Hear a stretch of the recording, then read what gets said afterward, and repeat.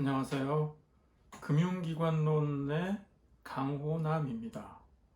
오늘부터 여러분들과 이번 학기에 금융기관론으로 같이 공부를 해보도록 하겠습니다. 자, 그럼 이번 시간에는 처음 시간인데요. 금융기관론에서 해야 될 강의 내용에 대해서 간략하게 설명을 드리고, 그리고 나서 오늘 강의를 할 내용들에 대해서 살펴보도록 하겠습니다. 자, 금융기관론이란 무엇인가? 이거는 이제 금융이란 무엇인가에 대한 기본적인 이해에서부터 시작을 해서요. 통화, 그러니까 돈이죠, 돈. 돈에 대한 구조는 어떻게 되어 있는가? 그리고 우리 이 경제 시스템에서 우리는 이 돈에 대한 정의를 어떻게 내리는가? 이것을 살펴보게 되고요.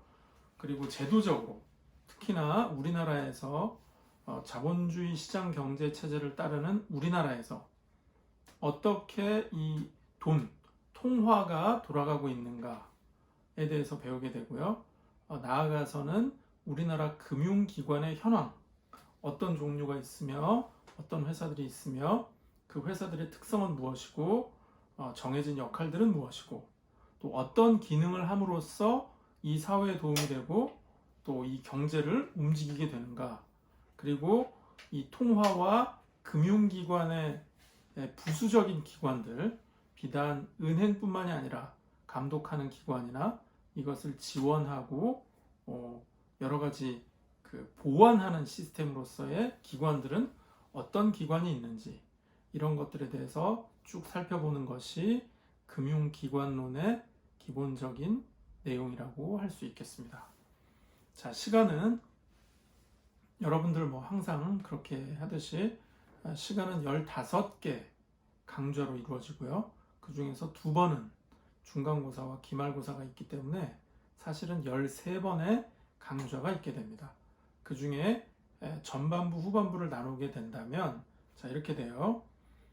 첫 번째는 통화와 통화정책, 두 번째는 금융기관의 필요성에 대한 금융기관이란 무엇인가, 세 번째 시간에는 우리나라의 금융제도, 네 번째 시간에는 금융산업의 경쟁 그리고 규제, 그리고 다섯 번째 시간에는 금융과 산업. 우리가 일반적으로 기업, 산업이라고 하면 제조업을 기반으로 하는 것을 얘기하는데, 그거하고는 차별화되는 금융에 대한 특성을 비교 분석하는 시간이 있고요. 그리고 여섯 번째 시간에는 금융회사의 지배구조, 그리고 일곱 번째 시간에는 우리나라의 금융기관까지 해서 전반부 공부를 하고 중간고사를 하게 되고요.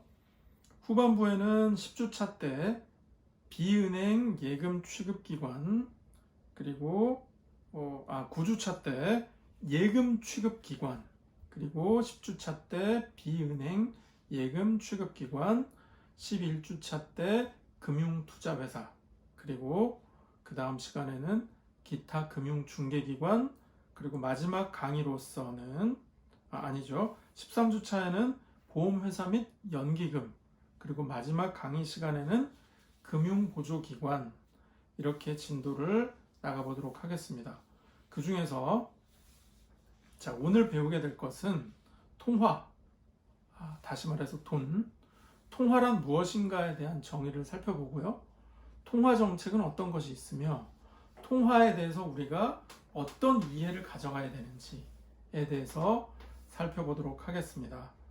자, 교재는 강병호, 그리고 김대식, 박경서, 이 세 분이 지은 박영사에서 출판한 금융기관론이 있습니다.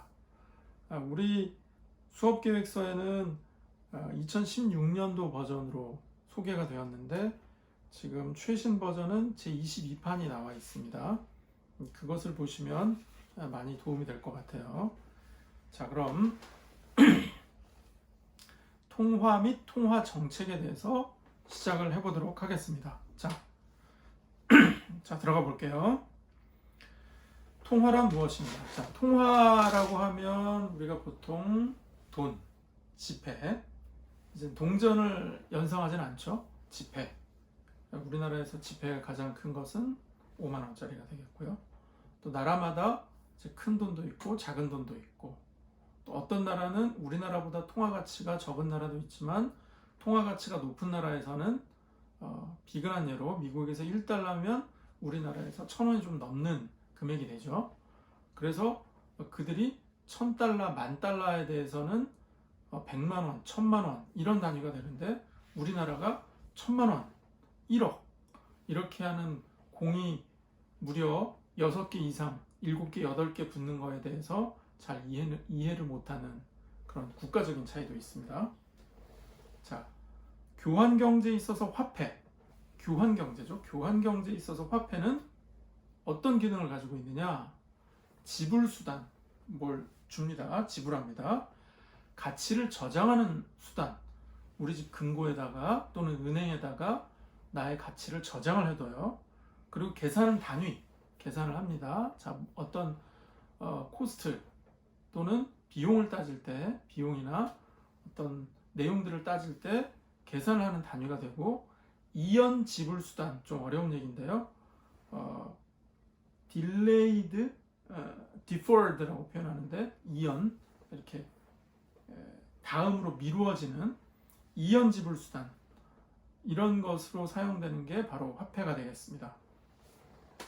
자, 그래서 화폐를 따질 때는 실질 가치, 이것은 뭐냐면 구매력, 내가 10,000원이 있으면 10,000원어치 물건을 살 수 있는가, 또는 내가 지금 10,000원을 들고 있는데 1년 뒤에 10,000원도 과연 내가 지금 현재 가지고 있는 구매력과 똑같은가. 내가 지금은 10,000원이라면 예를 들어서 어떤 근사한 물건 10개를 살 수 있는데 내년에도 10,000원을 가지고 갔을 때 똑같은 물건을 과연 10개를 살 수 있을까? 9개밖에 못 사는 건 아닐까? 또는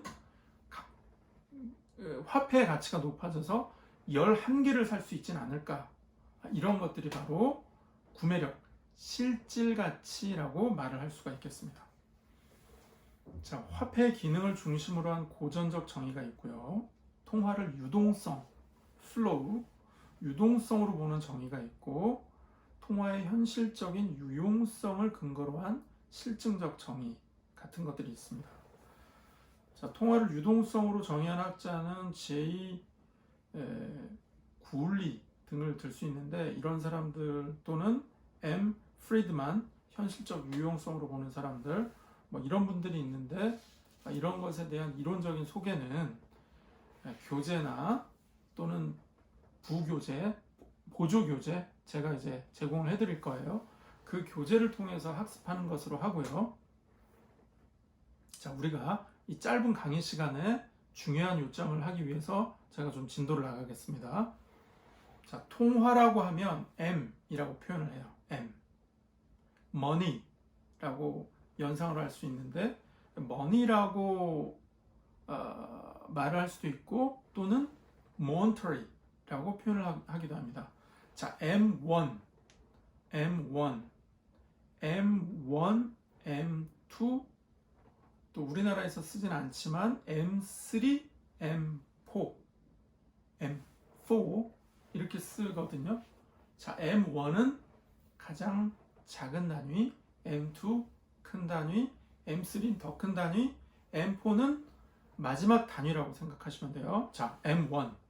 M1은 뭐냐면 협의, 작은 의미의 통화가 되겠습니다. 이거를 우리가 시중에서 M1 이렇게 표시를 해요. 그리고 M2 이렇게도 표시합니다.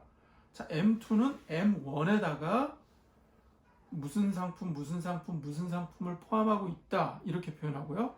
M3, 우리나라에선 LF라고 표현을 하는데, LF는 M2에다가 무슨 증권, 무슨 증권을 포함하고 있다 이렇게 얘기를 하고요.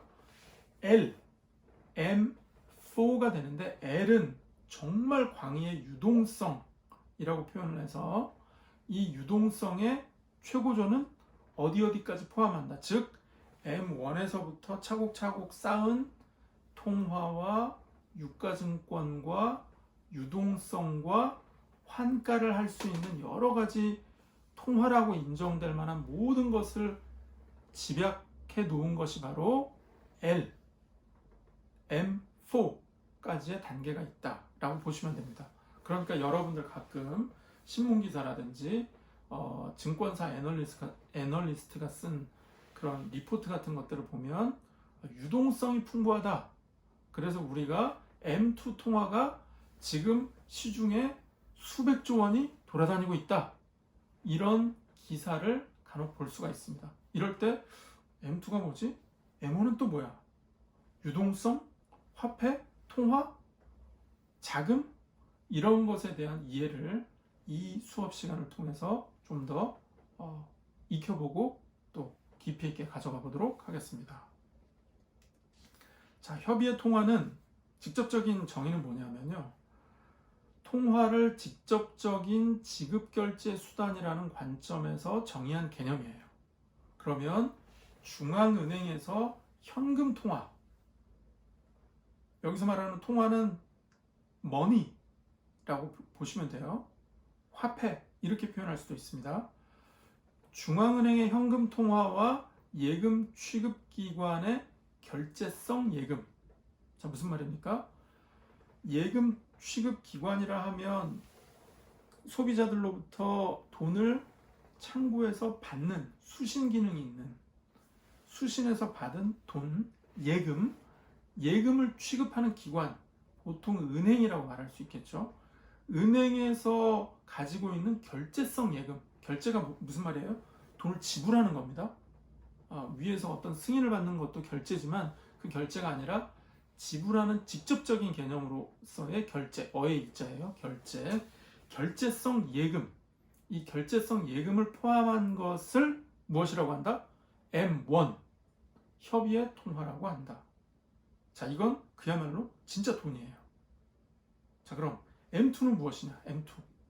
M2는 자, 기타의 예금 및 금융채, 실적 배당형 금융상품, 시장형 금융상품, 정기 예적금 이런 것들을 포함합니다. 자, 광의의 통화라고 해요. M2. 자, 아까 M1, 2, 3, 4가 있죠. 자, 이렇게 됩니다. M1, 2는 통화, 그리고 광의, 넓은 의미의 통화. 자, M3라고 표현되는 LF는 유동성, 그리고 M4라고 표현되는 L, 큰 대문자 L은 광의의 유동성. 그래서 통화는 그야말로 돈, 화폐, 이것을 의미한다고 생각하시면 되고요. 유동성은 돈과 관련돼서 얼마든지 우리가 환가, 지불하고 결제하고 교환할 수 있는 그런 사실상의 화폐 기능, 속성을 가진 것들을 총칭하는 유동성이라는 개념이 좁은 유동성이냐, 큰 유동성이냐, 이렇게 해서 LF와 L, 즉 M3와 M4가 구성이 되겠어요. 자, 미국에서는 M2를 쓰고요. 영국에서 유로 지역에서는 M3라고 쓰고, 영국에서 M4라고 쓰고, 일본에서 M3를 쓰고 있습니다. 여기서 각각의 정의하는 그 금융권의 그 금융 상품의 범위가 조금씩 달라요. 그러나 이 디테일한 것에 대해서는 지금 제가 강의를 통해서 일일이 다 말하지는 않고요. 그래서 교재를 통해서 확인하는 것으로 하겠습니다. 자, 넘어갈게요. 광의의 통화까지가 있고 M2, 금융기관의 유동성이 LF, 그 다음에 LF가 뭔지 말씀드릴게요. Liquidity Aggregates of Financial Institutions. 자, 무슨 말이에요? Liquidity, 그 유동성이 있는, 유동성이죠. Aggregates, 이게 자갈 같은 건데 이렇게 그 구성, 알갱이들 of financial institutions. 그러니까 financial institution, 우리가 배우고 있는 금융기관이죠. 금융기관이 가지고 있는 liquidity aggregate, 유동성의 조각들, 이걸 뭐라고 한다? 금융기관의 유동성, LF라고 하고요. 그 다음에 광의의 유동성은 liquidity aggregates 그냥 그 자체로 쓰는데 그래서 어떻게 한다? 그냥 L이라고 한다. 자, 다시 L 뭐 fine F 그 다음에 그냥 liquidity는 L aggregates liquidity의 그 알갱이들 전부를 가리켜서 뭐라고 한다? 광의의 유동성 지표라고 한다. 이렇게 표현을 하고 있습니다. 자, 여기까지만 이해하고 넘어갈게요. 자, 통화를 공급하는 경로가 있어요. 여러분들 차곡차곡 이렇게 학습을 하려면은 기초부터 조금씩 할 필요도 있고 때로는 어떤 것에 대해서 토론을 하고 질문을 하면서 용어도 이해하고 또는 개념에 있어서 약간의 차이가 있는 것들을 확인하면서 넘어가면 좋은데 우리의 한정된 시간 때문에 제가 빨리빨리 넘어가도록 하겠습니다. 여기 지금 금융기관론의 저자들이 자주 하는 얘기가 뭐냐면 챕터를 뭐 때로는 한 20개까지도 만들어보고 여러 가지 해서 금융기관에 필요한 강의 내용들을 충실히 담다 보니 정작 한 학기에 강의하는 것은 제한적이더라. 그래서 현실적으로 어렵기 때문에 그 제약이 있기 때문에 여기까지 공부하는 게 좋겠다라는 말들을 종종 언급하고는 합니다. 제가 보는 관점에서의 참고할 만한 교재가 있고요. 또 우리가 교육부로부터 승인받은 그런 수업 커리큘럼들이 있는데 이 커리큘럼들을 욕심을 내자면 다 하고 싶지만 우리는 그 중에서도 반드시 해야 될 것들을 먼저 하고 그리고 깊이 생각해 보거나 아니면 좀 따져서 우리가 알아둘 필요가 있다라고 생각되는 것들에 대해서 좀 집중적으로 조명하는 그런 방식으로 진행을 해보겠습니다. 자, 괜찮으시죠? 네, 괜찮으시죠? 예. 자, 통화 공급 경로. 자, 우리나라에는 중앙은행이 있습니다. 어디죠? 중앙은행, 센트럴 뱅크, 네, 한국은행. 우리 돈에 보면 뭐라고 써 있죠? 뱅크 오브 코리아, 한국은행. 무슨 말입니까? 돈은 누가 찍는 거예요? 한국은행이 발행을 하는 거죠. 자, 한국은행을 중앙은행이라고 합니다. 개념이에요. 중앙은행은 개념이고 한국은행은 이름이에요. 중앙은행의 본원적 통화, 본원, 아주 근본이 되고 그 원천이 되는 본원적 통화. 그런데 영어는 뭐 source 이렇게 표현하지 않고요. 뭐라고 하냐면 reverse base라고 표현합니다. reverse base. 그럼 왜 이 영어를 제가 언급을 할까요? 여기 보면 수식들이 나와요. reverse base 해서 우리가 이 그 통화의 양을 수식으로 표현해서 가늠하는 방법들이 나오는데 거기에 RB라고 표현되는 게 바로 본원적 통화가 되겠습니다.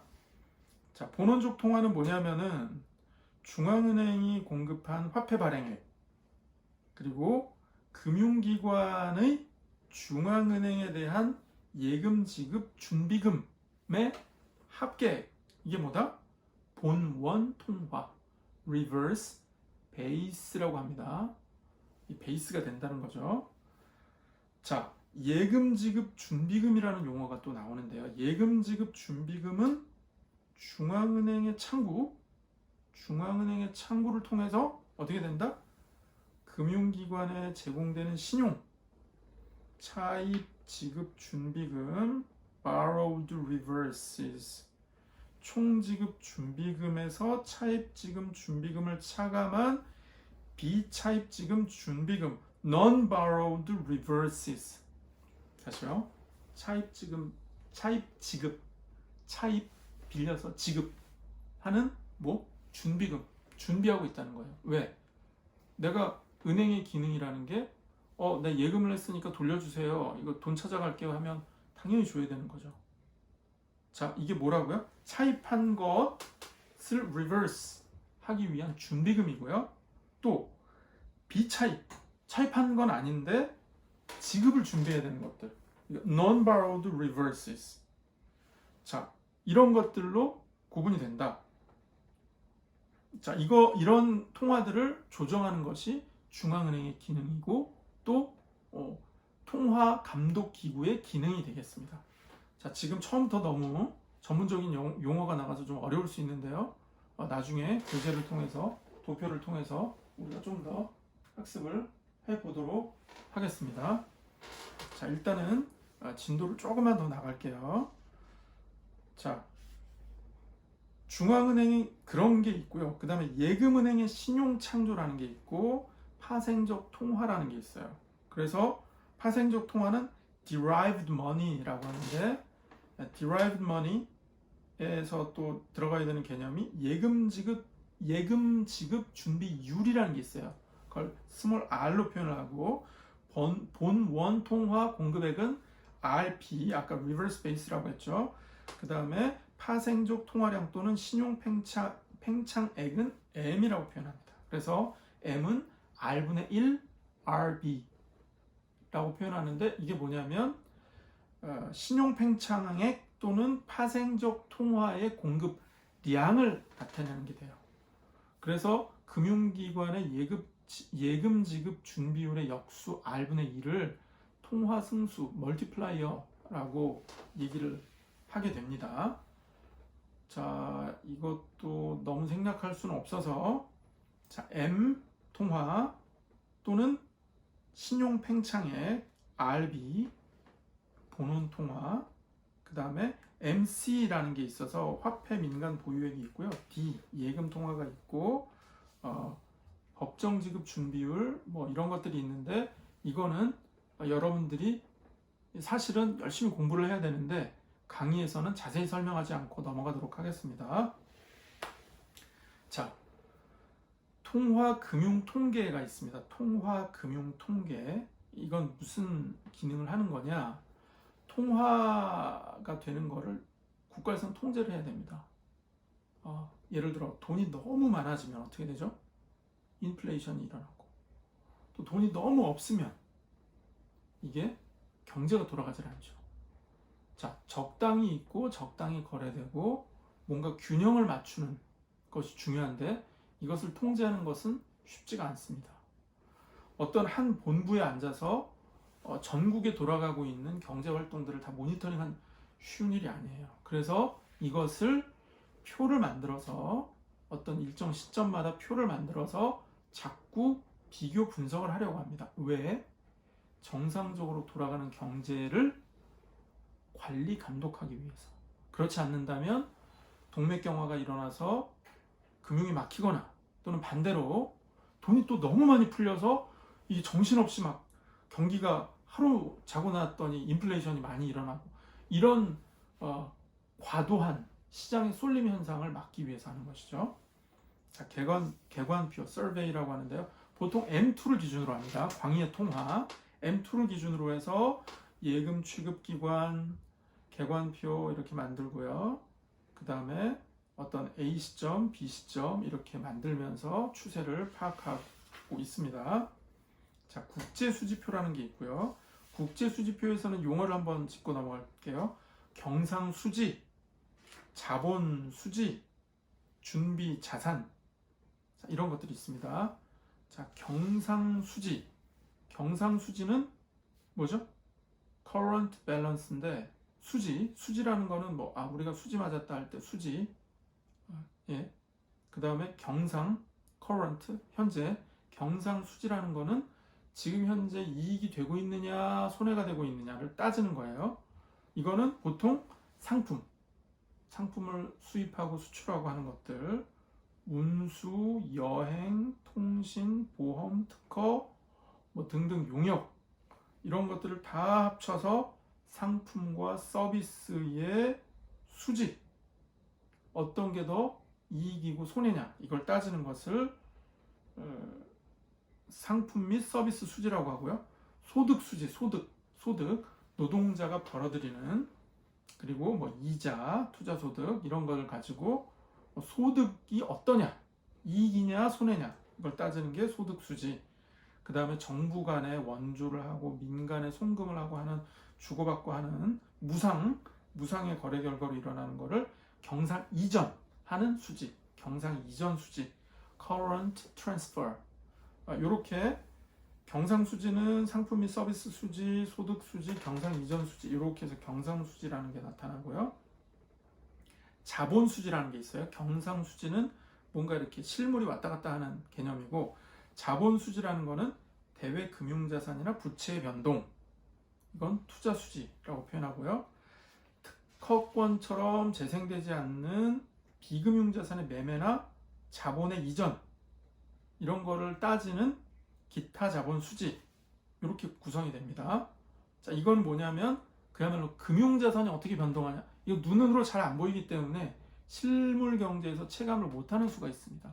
이거는 다소 백오피스에서 뭔가 거래 당사자들끼리의 좀 내밀한 거래의 성격이 좀 없지 않아 있습니다. 우리가 실물 경제, 경상수지 같은 건 열심히 뭐 물건을 보내고 팔고 뭐 하역을 하고 운송을 하고 이렇게 눈에 보이는데, 금융거래는 사실 그렇지 않잖아요. 자, 이걸 둘 다 통제를 해야 되는 과제가 있는 거죠. 자, 준비자산의 증감이라는 게 있고요. 이때는 기초통계 간 불일치나 통계 시점상의 차이나 통계 작성 시의 오류 등에 대해서 관리하여야 될 필요성이 있습니다. 자, 넘어가 볼게요. 그 다음에 뭐 자금 순환표라는 게 있고요. 또 계속 넘어갑니다.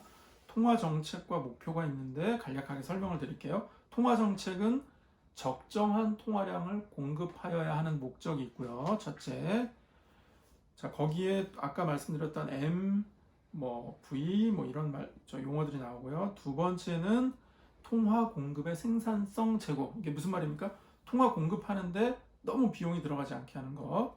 자, 그 다음에 금리, 환율 안정시키는 게 세 번째 과제. 자, 이렇게 다시 한번 볼게요. 통화정책의 목적은 적정 통화량을 공급하는 것과 통화를 공급하는 거의 생산성, 원활하게, 무난하게 이렇게 돌아가게 하는 것.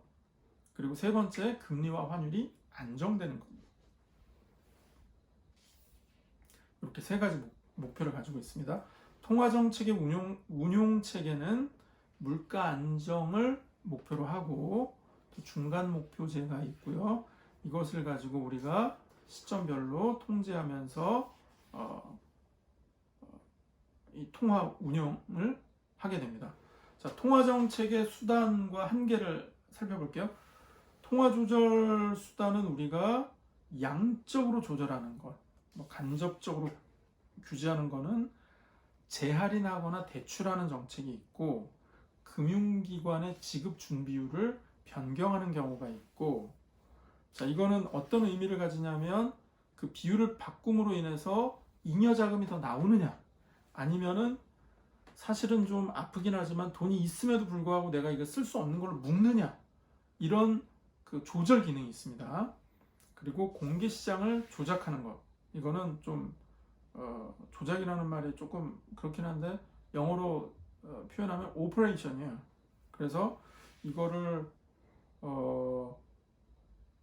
조작이라기 표현하기보다는 조정이라고 표현하는 게 더 맞을 수도 있습니다. 어찌됐든 공식적인 용어는 공개시장 조작, 그러니까 공적인 시장에 대해서 오퍼레이션을 통해서 우리가 이 통화를 조절한다는 얘기죠. 외환시장의 개입, 외환시장, 우리가 그 외환 보유고를 늘린다, 이게 외환시장에 개입하는 거고요. 또는 그 외환을 푼다, 시중에 푼다, 이게 또 외환시장에 개입하는 겁니다. 그거 외에 직접 규제하는 방법이 있고요. 질적 조절을 하는 방법이 있고요. 그리고 통화정책의 한계들이 좀 있어요. 그래서 학자들마다 여러 가지 한계에 대해서 얘기를 하는데, 이것은 수업 시간이나 과제 그리고 교재를 통해서 만나보도록 하겠습니다. 자, 첫 번째 시간에 금융기관에 대해서, 금융기관론이란 무엇인가에 대해서 살펴보았고요. 그리고 통화, 그리고 통화 정책,